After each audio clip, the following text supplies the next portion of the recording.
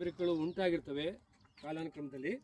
ಆ ಬಿರುಕುಗಳು ಮತ್ತೆ ನಿಮಗೆ ಮ್ಯಾಗ್ಮಾ ಚೇಂಬರ್ ಟಚ್ ಆಗುತ್ತೆ, ಮತ್ತೆ ಅಲ್ಲಿಂದ ಮ್ಯಾಗ್ಮಾ ಆಚೆ ಬರುತ್ತೆ, ಅದು ಇನ್ನೊಂದು ಕಲ್ಲಾಗುತ್ತೆ. ನೋಡಿ ಇಲ್ಲಿ ಬಂದಿರೋದಲ್ಲ ಬರೀ ಬಹಳ ಕ್ವಾರ್ಟ್ಸೇ ಬಂದಿರೋದ್ರಿಂದ ಕ್ವಾರ್ಟ್ಸೈಟ್ ರಾಕ್ ಅಂತ ಕರಿತೀವಿ ಇದನ್ನು. ನೋಡಿ ನಿಮ್ಮ ಕಾಲಿದೆಯಲ್ಲ ಅಲ್ಲಿಂದ ಹೀಗೆ ಬನ್ನಿ, ಇದು ನುಗ್ಗು ಬಂದಿದೆ ಕಾಣ್ತಾ ಇದೆಯಾ, ಇಲ್ಲಿ ನೈಸರ್ಗಿಕ ರಾಕ್ ಇದೆ ಎರಡು ಸೈಡಲ್ಲಿ ಫ್ರಾಕ್ಚರ್ ಆಗಿ ಅದು ಮ್ಯಾಗ್ಮಾ ಚೇಂಬರ್ ಟಚ್ ಆಗಿ ಮತ್ತೆ ಬಂದಿರೋದು. ಅಂದ್ರೆ ಒಂದು ಎಕ್ಸಾಂಪಲ್ ಇಂದ ಹೇಳ್ತೀನಿ ಅಲ್ವಾ.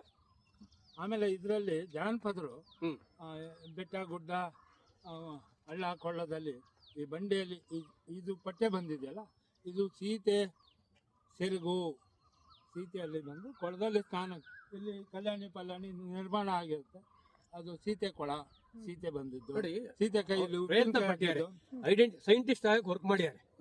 ಅಟ್ಲೀಸ್ಟ್ ಏನೋ ಒಂದು ಪದರವಾಗಿ ಇದೆ ಅಂತ ಗೊತ್ತಾಯ್ತಲ್ಲ, ಸೆಗ್ರಿಗೇಟ್ ಆಗಿದೆ ಅಂತ ಗೊತ್ತಾಯ್ತು ಅಲ್ವಾ. ಅಟ್ಲೀಸ್ಟ್ ಅದು ಕಣ್ಣು ಅರಳಿಸಿ ನೋಡಿಯಾರೆ ನೇಚರ್